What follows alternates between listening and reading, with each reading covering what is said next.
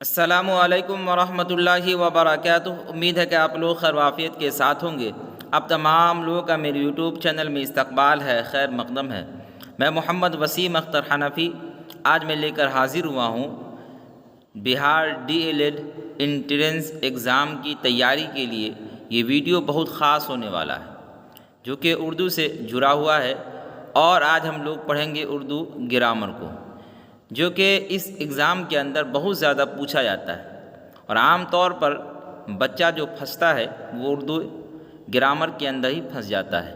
تو آپ کو بہت ہی آسان انداز میں آج ہم اردو گرامر کو پڑھائیں گے۔ آپ سے گزارش ہے کہ آپ لوگ ہمارے چینل پر بنے رہیں اور پورا ویڈیو دیکھیں تاکہ آنے والے ایگزام کی مکمل طور پر تیاری کر سکیں۔ اور جو لوگ ہمارے چینل پر نئے جڑے ہیں وہ ہمارے چینل کو ضرور سبسکرائب کریں اور اپنے دوستوں تک اس ویڈیو کو زیادہ سے زیادہ شیئر بھی کریں۔ آئیے بغیر کسی تاخیر کے اس کی شروعات کرتے ہیں۔ دیکھیے، قواعد پر مبنی معروضی سوالات مع جوابات، یعنی جتنے سوالات آج ہم لوگ پڑھیں گے وہ تمام کے تمام سوالات اردو گرامر سے ہوں گے۔ جی دیکھیے، سوال نمبر 1 ہے ذیل میں فاعل چنیے۔ ذیل میں فاعل چنیے، نیچے جو 4 آپشن ہے نا اس میں فاعل بتانا ہے کہ فاعل کون سا ہے۔ آپشن نمبر اے میں ہے جھگڑا، بی میں جھگڑالو، سی میں جھگڑنا، اور ڈی میں ان میں سبھی۔ تو اس کا رائٹ آنسر ہو جائے گا آپ کو آپشن نمبر بی، یعنی جھگڑالو۔ جھگڑالو کس کو بولتے ہیں؟ جھگڑا کرنے والے کو بولتے ہیں۔ آپ فاعل بولتے ہیں کام کرنے والے کو، تو جھگڑا کرنے والا جو ہے نا ایک کام کر رہا ہو، کیا وہ جھگڑنا ہے، ٹھیک ہے۔ تو اس کا رائٹ آنسر کون ہو جائے گا؟ آپشن نمبر بی، یعنی جھگڑالو۔ اس کے بعد دیکھیں رباعی کی جمع کیا ہوگی۔ رباعی اس کی جمع کیا ہے بتانا ہے۔ دیکھیے، مربع، رباعیات، اربع، رباعیو، تو رباعی کی جمع ہو جائے گی رباعیات۔ آپشن نمبر بی اس کا رائٹ آنسر۔ اس کے بعد دیکھیں سوال نمبر 3 ہے درجہ ذیل میں کون سا لفظ مذکر ہے؟ رحمت، صحت، جہنم، جنت۔ ان چاروں میں بتانا ہے کہ کون سا لفظ مذکر ہے۔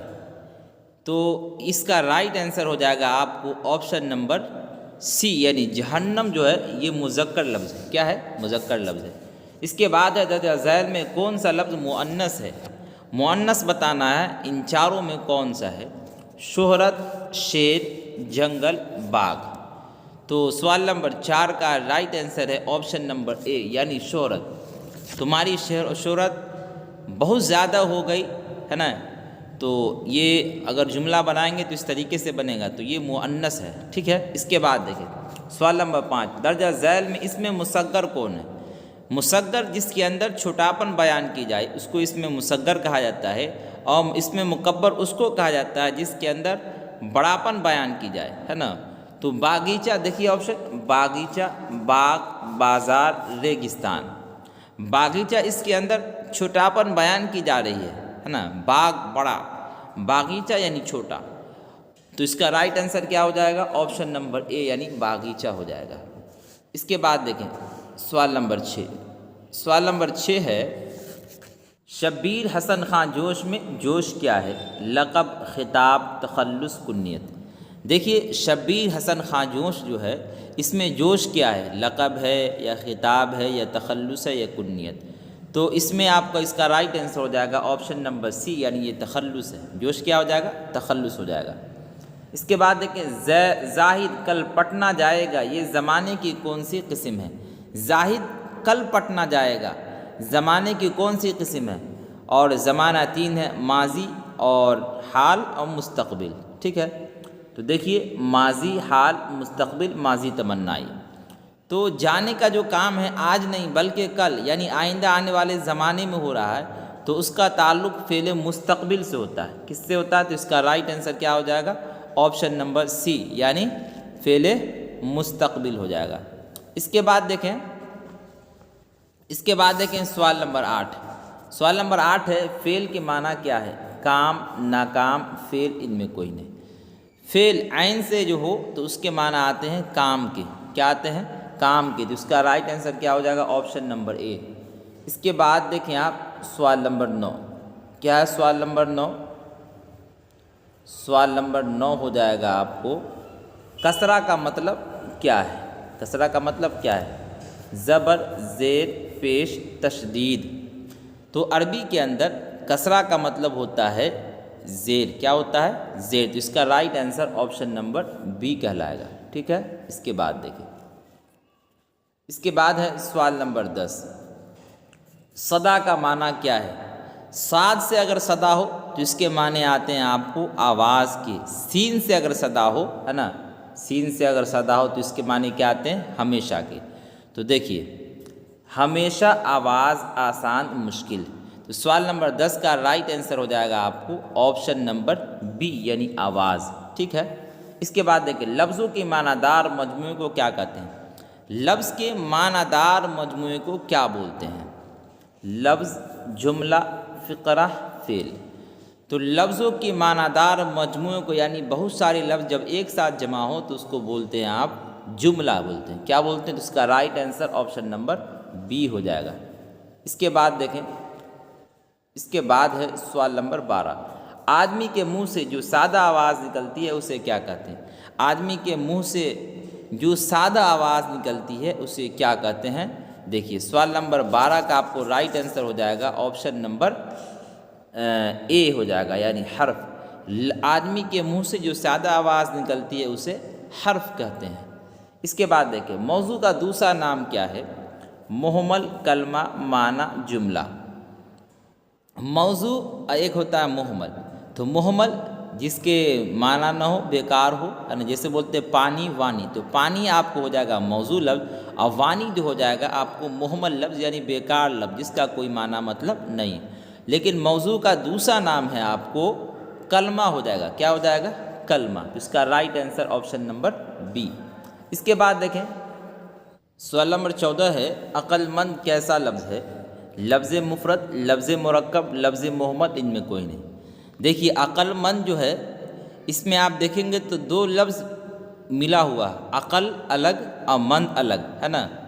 تو آپ جب دو لفظ کو ایک ساتھ ملائیں گے نا تو وہ لفظ مفرد نہیں بلکہ اس کو لفظ مرکب بولیں گے۔ کیا بولیں گے اس کو؟ لفظ مرکب۔ تو اس کا رائٹ آنسر کیا ہو جائے گا؟ لفظ مرکب۔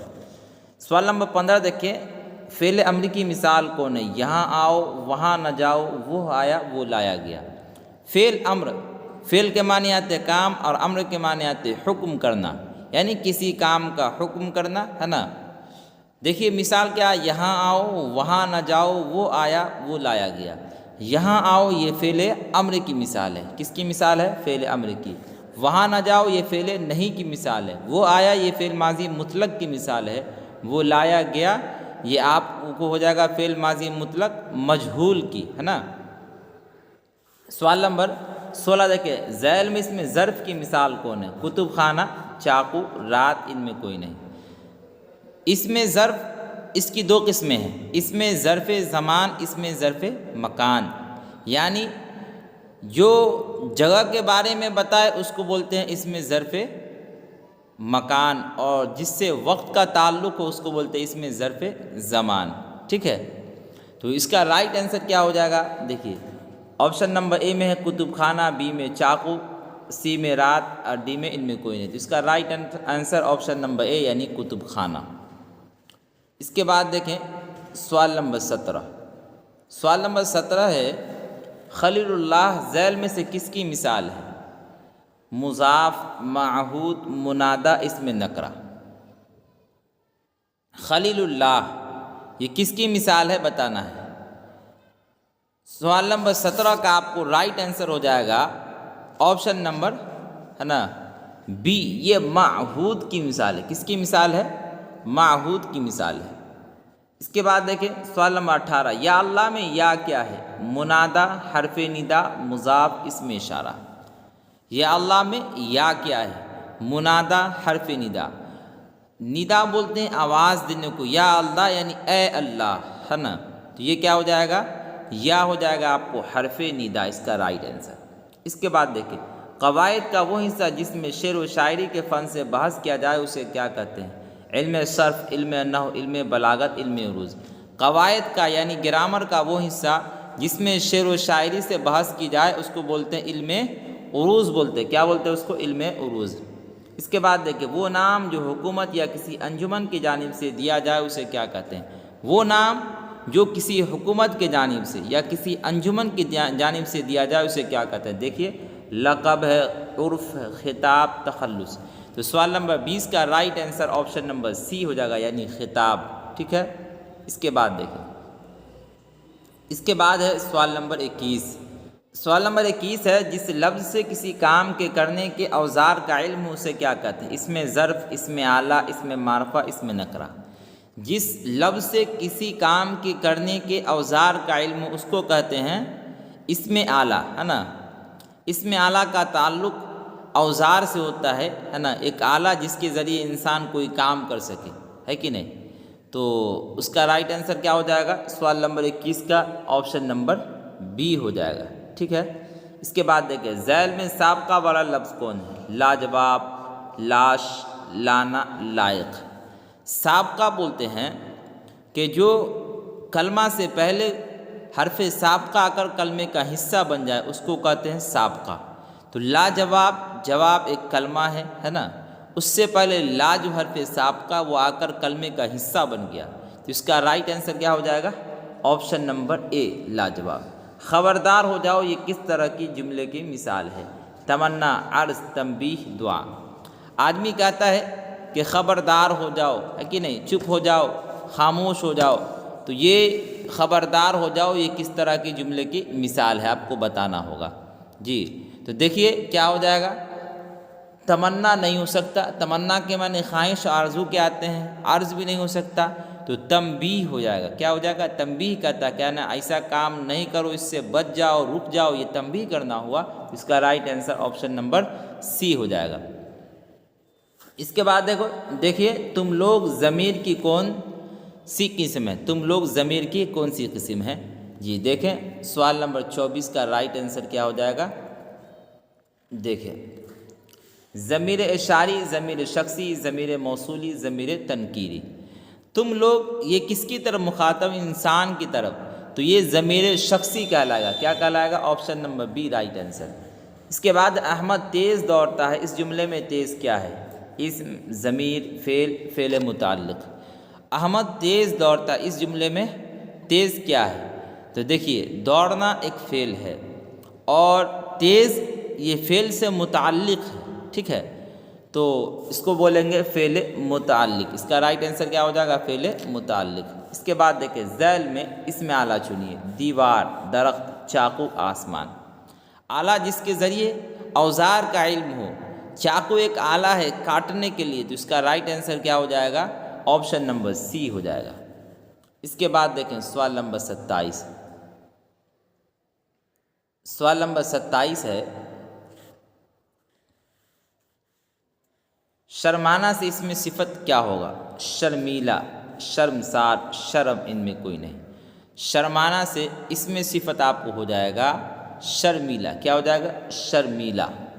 اس کے بعد ہجر کا معنی کیا ہے؟ پتھر، جدائی، ایک سال، مہینے کا نام۔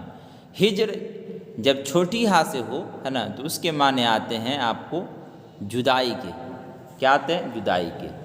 اور جب ہجر جیم سے یعنی بری ہا اور جیم اور را ہو تو اس کے معنی آتے ہیں ہجر، اس کو نہیں بولیں گے حجرن، ہے نا، تو حجرن کے معنی کیا آتے ہیں؟ پتھر کے آتے ہیں، ٹھیک ہے۔ اس کے بعد دیکھیں چھن چھن ذیل میں سے کس کی مثال ہے؟ اس میں صفت، اس میں کیفیت، اس میں صوت، اس میں اشارہ۔ چھن چھن یعنی آواز جو ہوتی ہے چھن چھن، یہ ذیل میں سے کس کی مثال ہو جائے گی؟ دیکھیے اس میں صفت نہیں ہو سکتا، اس میں کیفیت بھی نہیں ہو سکتا، اس میں کیفیت نہیں ہو سکتا، اس میں صوت یعنی آواز، آواز والا نام، تو چھن چھن کیا ہو جائے گا؟ اس میں صوت ہو جائے گا۔ اس کے بعد دیکھیں سوال نمبر 30 ہے شرم کا مترادف لفظ کون ہے؟ شرم کا مترادف لفظ کون ہے؟ مترادف کس کو بولتے ہیں پہلے سمجھیں۔ مترادف بولتے ہیں جس کے لفظ الگ الگ ہو لیکن معنی کیا ہو؟ ایک ہو۔ دیکھیے اب شرمیلا، شرمانہ، شرمسار، حیا، تو شرم کا مترادف لفظ کیا ہو جائے گا؟ حیا ہو جائے گا۔ آدمی کہتا ہے نا شرم و حیا، کیا کہتا ہے؟ شرم و حیا، لفظ الگ الگ ہے لیکن دونوں کے معنی مطلب کیا ہے؟ ایک ہے، تو اس کا رائٹ آنسر کیا ہو جائے گا؟ Option number D. آج کے لیے اتنا ہی۔ اگر آپ کو ہماری یہ ویڈیو پسند آتی ہے تو آپ اسے لائک کریں۔ اور جو لوگ اچھی تیاری کرنا چاہتے ہیں، 25 میں 25 نمبر لانا چاہتے ہیں، تو ہمارے چینل سے جڑ جائے، انشاءاللہ بہترین تیاری کرائی جائے گی۔ اور بہت سارے لوگوں نے پچھلے سال بھی اس چینل سے تیاری کر کے اچھے نمبرات لائے ہیں اور ان کا سرکاری کالج بھی ہوا ہے۔ تو اس لیے آپ سے گزارش ہے کہ آپ ہم سے جڑ جائیں، اور انشاءاللہ جلد ہی پھر D El Ed entrance exam کے لیے لائیو کلاس بھی شروع کیا جائے گا۔